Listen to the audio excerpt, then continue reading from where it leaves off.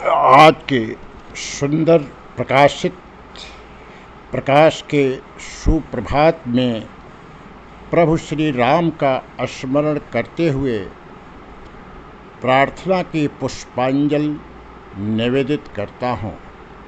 त्वमेव माता च पिता त्वमेव बन्धुश्च सखा त्वमेव विद्या द्रविणं त्वमेव सर्वं मम देवदेव त्वमेव सर्वं मम देवदेव। परम ब्रह्म परमात्मा निर्गुण निराकार होते हुए सगुण साकार के विग्रह में प्रभु श्री राम के रूप में अयोध्या महाराज या दशरथ के ज्येष्ठ पुत्र के रूप में अवतरित हुए।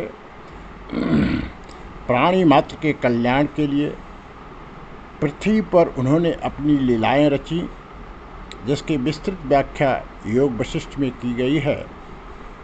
प्रस्तुत वैराग्य प्रकरण भाग 1 में मुनिवर विश्वामित्र के प्रश्न के उत्तर में वैराग्य रूपी ऐश्वर्य को प्राणी मात्र में घनीभूत होने की कामना से धन संपत्ति तथा आय एवं तृष्णा आदि की निस्सारता का ज्ञान देने के उपरांत बाल्यावस्था, वृद्धावस्था, स्त्री रमणीयता आदि दोषों की ओर इंगित करते हुए उन्होंने अपनी बात कही, जो प्राणी मात्र के सीखने समझने और उसके अनुकूल जीवन को परम पद पर प्रतिष्ठित करने में सहयोगी होगा। श्री रामचंद्र जी कहते हैं, मुनीश्वर, असमर्थता, आपत्तियाँ, तृष्णा, मूकता, मूढ़ बुद्धिता, खिलौने आदि की अभिलाषा, चंचलता और दीनता आदि सारे दोष बाल्यावस्था में ही प्रकट होते हैं। बाल्यावस्था में पशु पंछियों की चेष्टाएं होती हैं। बालक सभी लोगों के द्वारा तिरस्कृत होता है। बालकों की चपल चेष्टा मृत्यु से भी बढ़कर दुख देने वाली होती है। बाल्यावस्था में अज्ञानवश जल, अग्नि और वायु से निरंतर उत्पन्न होने वाले भय के कारण पग पग पर जो दुख प्राप्त होता है, वह आपत्ति काल में भी किसको होता होगा। बालक भांत भांत की लीलाओं, दुर्विलासाओं, दुश्चेष्टाओं तथा दूषित अभिप्राय में हठात प्रवृत्त होकर बड़े भारी मोह में पड़ जाता है। बाल्यावस्था में बालक जिस किसी के भी कहने से निष्फल कार्य में प्रवृत्त हो जाते हैं, अनेक प्रकार की दुश्चेष्टाएं करते हैं तथा किसी प्रकार भी प्रतिष्ठा की प्राप्ति उनके लिए दुर्लभ है। ब्राह्मण, जो लोग बाल्यावस्था बड़ी रमणीय है ऐसी कल्पना करते हैं, उन सब की बुद्धि व्यर्थ है। उन हतचित्त मूढ़ बुद्धि लोगों को बारंबार धिक्कार है। जहाँ झूले के समान चंचल मन विविध विषयों के आकार को प्राप्त होता है तथा जो तीनों लोकों में अमंगल रूप है, वह बाल्यावस्था कैसे संतोषदायक हो सकती है।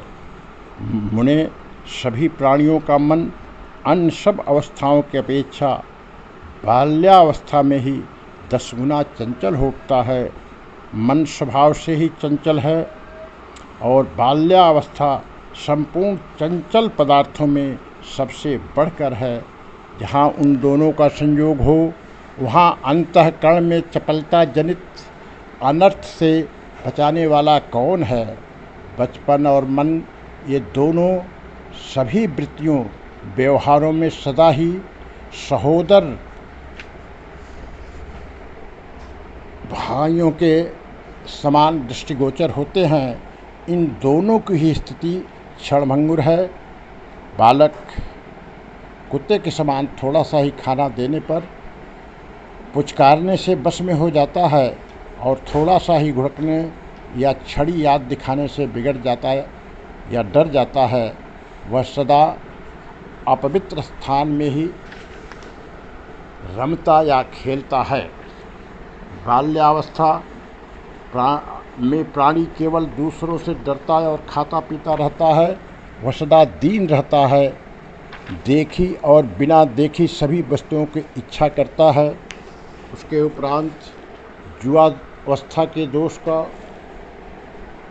इंगित करते हुए प्रभु श्री रामचंद्र जी मुनिवर विश्वामित्र से कहते हैं कि महर्षि, बचपन के बाद मनुष्य बाल्यावस्था के अनर्थों का त्याग कर भोगने के उत्साह, भ्रांति अथवा काम रूप पिशाच से दूषित चित्त होकर नरक में गिरने के लिए ही यौवनारूढ़ होता है। यौवनावस्था में मूर्ख मनुष्य अनंत विलास वाले अपने चंचल चित्त की राग द्वेषादि वृत्तियों का अनुभव करता हुआ एक दुख से दूसरे दुख को प्राप्त होता है। अपने चित्त रूपी बिल में स्थित हो नाना प्रकार की भ्रांति पैदा करने वाला काम रूपी पिशाच अपने वश में हुए पुरुष का बलपूर्वक तिरस्कार करता है। मुने, युवावस्था में स्त्री, दूत और कलह आदि दुर्व्यसनों को उत्पन्न करने वाले वे राग, लोभ आदि प्रसिद्ध एवं दुष्ट दोष, वैसे काम, चिंता आदि के वशीभूत अंतःकरण वाले पुरुष को जो काम आदि में तन्मय हो रहा है, यौवन के ही सहारे नष्ट कर डालते हैं। यह यौवन ऊपर से रमणीय प्रतीत होता है, किंतु भीतर से सद्भाव शून्य है। अतः वेश्या रूपी स्त्री के समागम के समान घृणित होने के कारण मुझे रुचिकर नहीं जान पड़ता। जैसे प्रलय काल में सबको दुख देने वाले बड़े बड़े उत्पात सब ओर से उमड़ उठते हैं, उसी प्रकार युवावस्था में सबको कष्ट प्रदान करने वाले जो कोई भी आयोजन है, वे सब निकट आ जाते हैं। युवावस्था का मोह मंगलमय आचार की भुला देने वाले और बुद्धि को कुंठित कर देने वाले भ्रम का अतिशय मात्रा में उत्पादन करता है। जैसे दावाग्नि वृक्ष को जला देती है, उसी प्रकार युवावस्था में जीव प्रियतमा के वियोग जनित दुष्ट शोकाग्नि से मन ही मन जलता रहता है। जैसे अत्यंत निर्मल विस्तृत एवं पवित्र नदी भी वर्षा ऋतु में मलिन हो जाती है, उसी प्रकार परम निर्मल विशाल एवं शुद्ध बुद्धि भी युवावस्था में कलुषित हो जाती है। महर्षि, बड़े बड़े मगरों से भरे हुए महासागर को सुखपूर्वक पार किया जा सकता है, किंतु विषय चिंतन आदि महातरंगों के कारण उमड़े हुए और दोष दुराचार रूप अनेक दोषों से भरे हुए इस निंदनीय यौवन के पार जाना बहुत ही कठिन है। ब्राह्मण विनय से अलंकृत श्रेष्ठ पुरुषों को आश्रय देने वाले, करुणा से प्रकाशित तथा सम, दम, क्षमा, दया, शांति, संतोष, सरलता आदि विविध गुणों से युक्त उत्तम यौवन इस संसार में उसी तरह दुर्लभ है जैसे आकाश में बन। स्त्री शरीर की रमणीयता का निराकरण करते हुए प्रभु श्री राम कहते हैं, मुनीश्वर, इधर केश है, इधर रक्त और मांस है, यही तो ज्योति स्त्री का शरीर है। जिसका हृदय विवेक से विशाल हो गया है, उस ज्ञानी पुरुष को इस निंदित नारी शरीर से क्या काम। आदरणीय मुने, बहुमूल्य वस्त्र और केसर कस्तूरी आदि के लेप से जिन्हें बारंबार सजाकर दुलराया गया था, समस्त देहधारियों के उन्हीं अंगों के किसी समय गीध और सियार आदि मांसाहारी जीव नोचते और घसीटते हैं। जिस स्तन मंडल पर मेरु पर्वत के शिखर प्रांत से सोल्लास प्रवाहित होने वाली गंगा जी के जल की धारा के समान मोतियों के हार की शोभा देखी गई थी, मृत्यु के पश्चात संपूर्ण दिशाओं की शमशान भूमियों में नारी के उसी स्तन का कुत्ते अन्न के छोटे से पिंड की बात आस्वादन करते हैं। मुने, लोग केवल स्त्री के शरीर में जिस आपात रमणीयता की कल्पना करते हैं, मेरी मान्यता के अनुसार वह भी उसमें है नहीं। उसमें जो रमणीयता की प्रतीत होती है, उसका एकमात्र कारण मोह ही है। मन में विकार उत्पन्न करने वाली मदिरा में और ज्योति स्त्री में क्या अंतर है। जैसे विष की लता सुंदर फूलों से मनोहर लगती है, नए नए पल्लों से सुशोभित होती, भ्रमरों की क्रीड़ा स्थली बनती, पुष्पगुच्छ धारण करती, फूलों के केसर से पीले रंग की प्रतीत होती, अपना सेवन करने वाले मनुष्य को मार डालती या पागल बना देती है।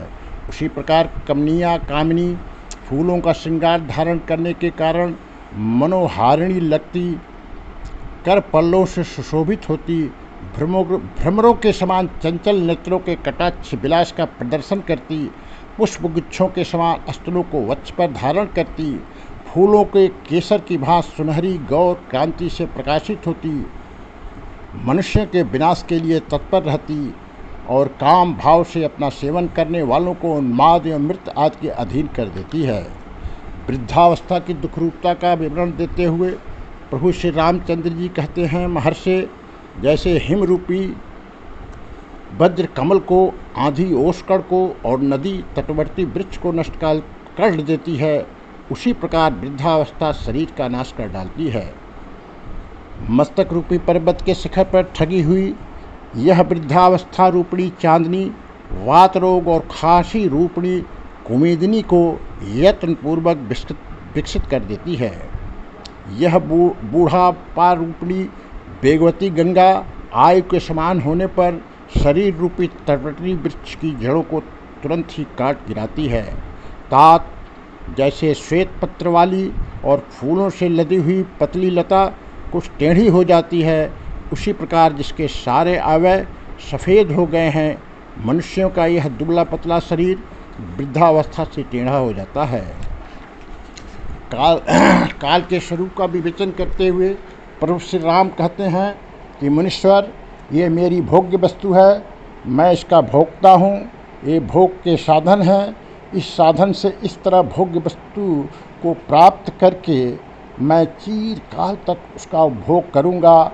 आज यह वस्तु मैंने प्राप्त कर ली और इस मनोरथ की प्राप्त करूँगा इत्यादि असंख्य मानसिक संकल्प विकल्पों द्वारा जो अनंत व्यवहारिक वचनों का प्रयोग करते हैं तथा अल्प शरीर में महत्व बुद्धि आत्मभाव रखते हैं, उन मूढ़ जनों ने हेयोपादेय शत्रु मित्र तथा राग द्वेष आदि भेदों द्वारा इस संसार रूपी गुफा में भ्रम को अत्यंत गौरवपूर्ण बना दिया है।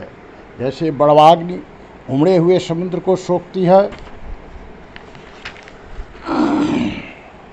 उसी प्रकार वह सर्वभक्षी काल भी उत्पन्न हुए जगत को अपना ग्रास बना लेता है।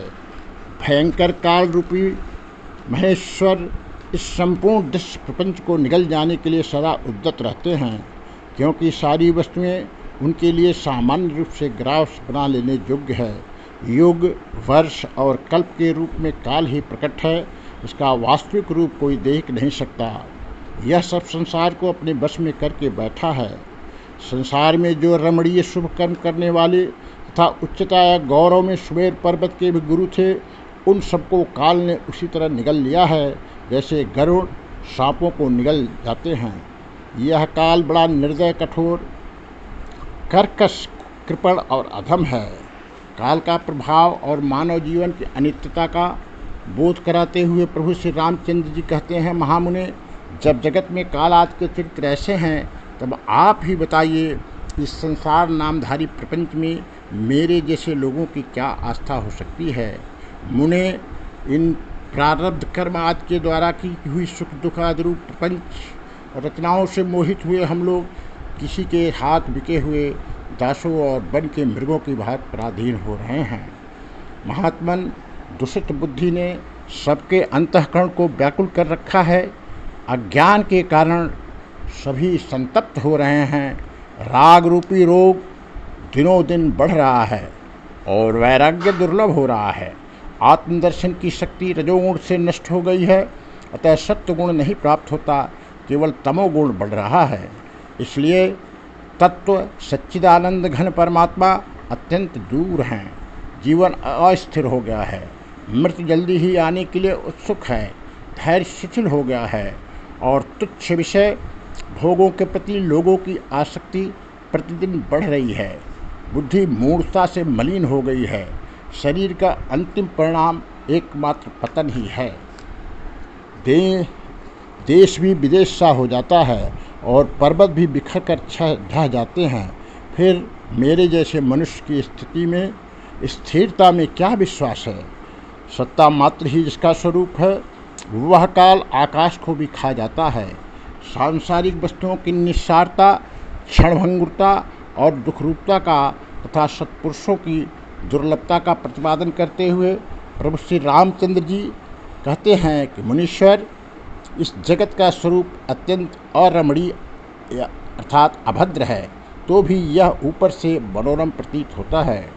इसमें कोई ऐसा पदार्थ मेरी दृष्टि में नहीं आता जिसके प्राप्त होने से चित्त को अत्यंत विश्राम यानी परम सुख मिल सके। बाल्यावस्था विविध प्रकार से कल्पित क्रीड़ा कौतुक में ही चपलतापूर्वक बीत जाती है। युवावस्था आने पर मन रूपी मृग स्त्री रूपणी गुफाओं में ही रमता हुआ जीर्ण हो जाता है। वृद्धावस्था प्राप्त होने पर जब शरीर जर्जर हो जाता है, उस समय जन समुदाय केवल दुख ही दुख भोगता रहता है। इसे कहीं कभी भी सुख शांति का लेश भी प्राप्त नहीं होता। बुढ़ापा रूपी हिम की वर्षा से जब देह रूपणी कमलिनी नष्ट हो जाती है, उस समय प्राण रूपी भ्रमर इसे छोड़कर दूर बहुत दूर चला जाता है। उस दशा में उस मनुष्य के लिए यह संसार रूपी सरोवर नष्ट हो जाता है। इस संसार में तृष्णा नाम की नदी निरंतर बहती रहती है, जिसने अपने प्रबल प्रवाह के वेग से यहाँ के समस्त अनंत पदार्थों को ग्रस लिया है, नष्ट कर दिया है। भूतल पर अपने निकट आई हुई मृत्यु को नहीं जान पाती, यह कितने आश्चर्य की बात है। समुद्र की क्षणभंगुर तरंगों से हम यह चपल जनता इस भूतल पर निरंतर कहीं से वेगपूर्वक गाती और फिर सदा वेग में ही चली जाती है। महात्मन मिथ्या होने पर भी इस पदार्थ समूह के विषय में व्यवहार कुशलता के कारण विद्वान पुरुषों के भी मन में भोग संबंधी चमत्कार को उत्पन्न करने वाली जो व्यवहार क्षमात्कृत या प्रवृत्ति देखी जाती है, वो कोई आश्चर्य की बात नहीं है। ओम शांति शांति शांति।